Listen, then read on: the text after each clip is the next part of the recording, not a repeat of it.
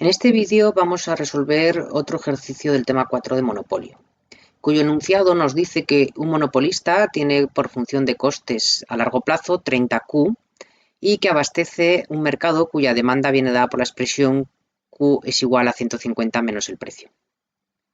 En primer lugar, nos pide determinar la solución de equilibrio y representarla gráficamente. Para obtener el equilibrio de monopolista, partimos de su problema de maximización del beneficio. El beneficio es ingresos menos costes totales. En este caso, fijaros que los costes totales son costes a largo plazo. El ingreso es precio por cantidad. El precio viene dado por la función de demanda, que es 150 menos Q, calculando a partir de la del enunciado la curva inversa de demanda.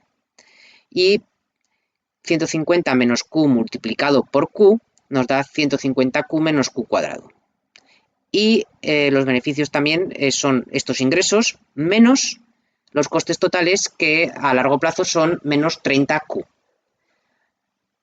Luego nos queda la expresión de los beneficios que queremos maximizar, 120Q menos Q cuadrado. A continuación, la condición de primer orden nos dice que la derivada de la función objetivo, que es el beneficio, respecto de la variable de decisión, que es la cantidad, tiene que igualarse a cero. Si calculamos la derivada del beneficio que hemos obtenido, sería 120 menos 2Q, se tiene que igualar a cero, despejando la cantidad, obtenemos la cantidad de equilibrio del monopolista, que es 120 entre 2, que es 60. Si reemplazamos esta cantidad en la curva de demanda, tendremos que el precio de monopolio es 150 menos la cantidad, que es 60, luego el precio de monopolio será 90 unidades monetarias.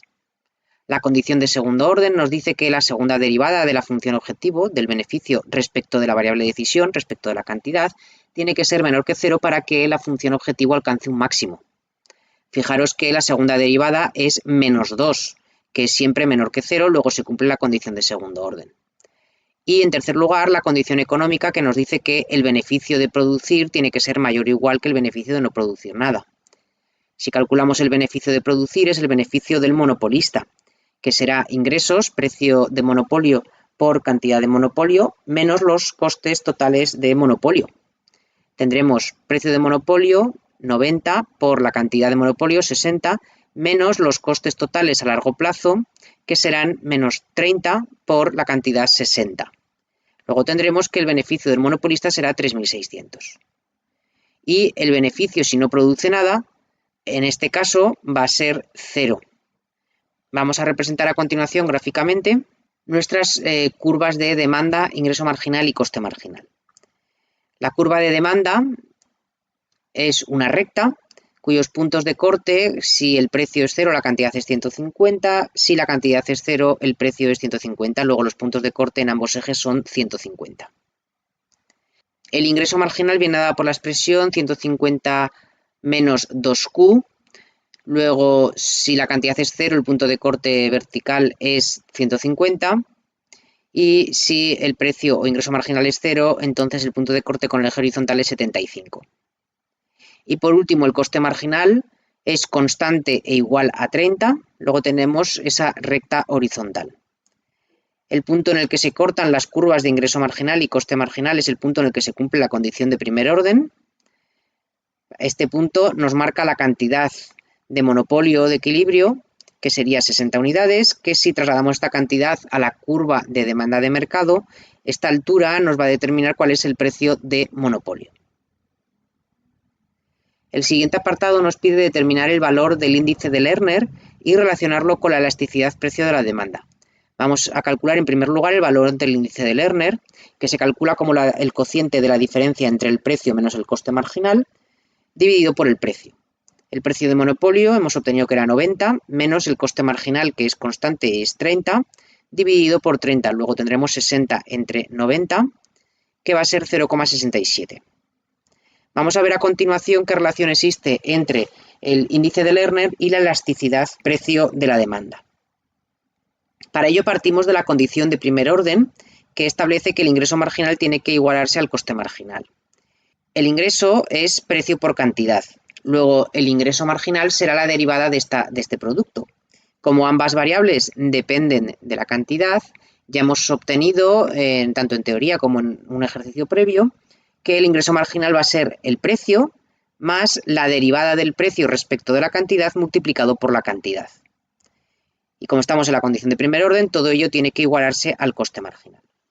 A continuación, lo que hacemos es pasar el coste marginal al lado izquierdo de la igualdad y la derivada del precio respecto a la cantidad multiplicado por la cantidad lo pasamos al otro lado con signo negativo.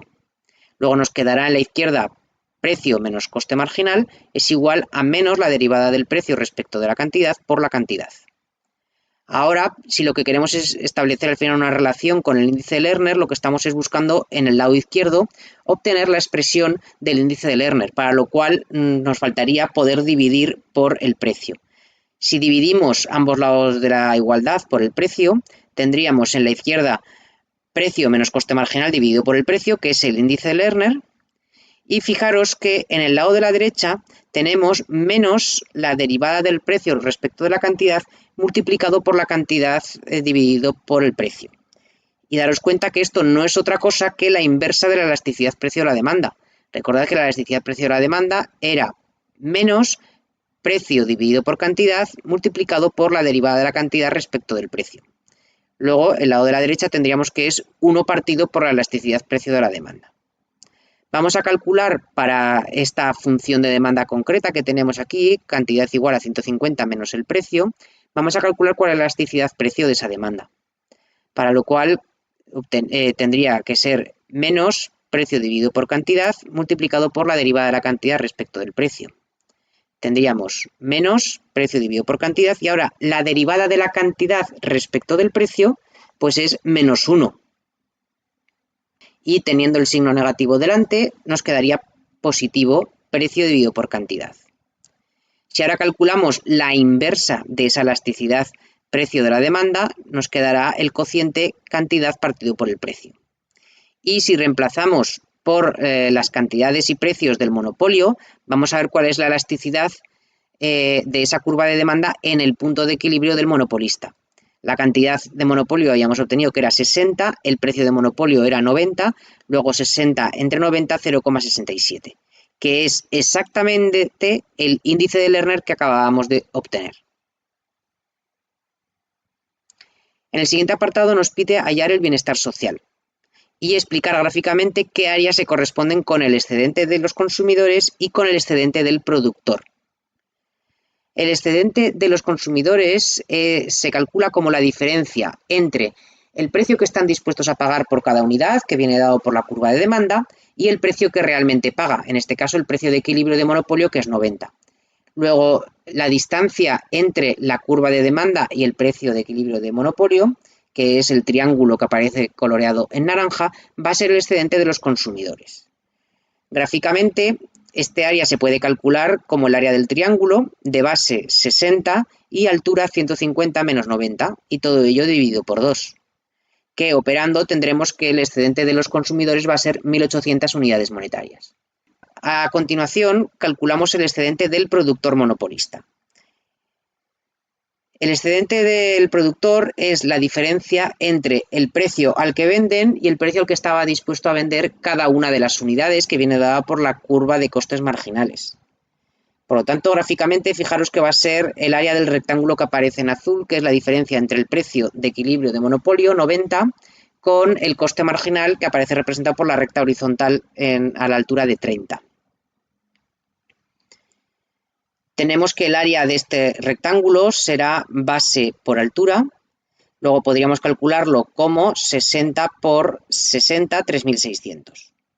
Pero recordad que el excedente del productor, de cada productor individual, es la diferencia entre el beneficio de producir menos el beneficio de no producir nada, es decir, su ganancia por participar en el mercado. El beneficio de producir hemos obtenido que es el beneficio del monopolista, que sería 3.600, menos el beneficio de no producir nada, que es 0. Luego tenemos que el excedente del monopolista va a ser 3.600 unidades monetarias. Y por último, el bienestar social en monopolio va a ser la suma de excedente de los consumidores más excedente del productor. Luego 1.800 más 3.600, tenemos que el bienestar social va a ser 5.400. El último apartado nos pide hallar el nivel de producción socialmente óptimo y calcular y representar gráficamente el excedente de los consumidores y de los productores y el bienestar social en esta situación, y compararlos con los obtenidos bajo monopolio. Y nos preguntan cuál es el coste social del monopolio. En primer lugar, si queremos calcular el nivel de producción socialmente óptimo, el nivel de producción socialmente óptimo coincide con el de competencia perfecta. Y en competencia perfecta, la condición de primer orden que se debe cumplir es también que ingreso marginal se iguale a coste marginal, donde en ese caso, en el caso de competencia perfecta, el ingreso marginal coincide con el precio. Luego la condición de primer orden sería que el precio se igualara con el coste marginal. En este caso, el precio, por lo tanto, tendrá que ser 30 unidades monetarias, que es el coste marginal. Si trasladamos este precio a nuestra curva de demanda, obtendríamos que la cantidad que se intercambiaría en el mercado sería 150 menos 30, luego 120 unidades. El punto en el que se cortan la curva de demanda con el coste marginal, tenemos que ese punto determina la cantidad socialmente óptima, que va a ser 120. A continuación calculamos cuál sería el excedente de los consumidores para el nivel de producción socialmente óptimo. Hemos dicho que el excedente de los consumidores se calcula gráficamente como la diferencia entre el precio que estaban dispuestos a pagar por cada unidad, que viene dado por la curva de demanda, menos el precio que realmente pagan, en este caso 30 unidades monetarias. Luego, todo el área del triángulo que aparece ahora con rayas diagonales sería el excedente de los consumidores en el caso de la producción socialmente óptima. Gráficamente se puede calcular el área de este triángulo de base 120, altura 150 menos 30 y dividido por 2. Luego tenemos que el excedente de los consumidores sería 7.200 unidades monetarias. Por su parte, ¿qué ocurre con el excedente del productor, del monopolista? Pues que si si produce el nivel de producción socialmente óptimo, resulta que el beneficio que obtiene es cero, que como coincide con el beneficio de no producir nada, tenemos que el excedente del productor va a ser cero. Y el bienestar social para el nivel de producción socialmente óptimo, que es excedente de los consumidores más excedente del productor monopolista, tenemos que va a ser 7.200 más 0, luego 7.200. Si nos fijamos, el bienestar social en este caso de producción socialmente óptima es mucho mayor que el bienestar social en el caso de monopolio puro. La diferencia en concreto, la pérdida de bienestar social por pasar de producción socialmente óptima a monopolio, tenemos que va a ser 7.500 menos 5.400, luego la pérdida de bienestar social van a ser 1.800 unidades monetarias, que gráficamente se corresponde con el área del triángulo blanco con rayas.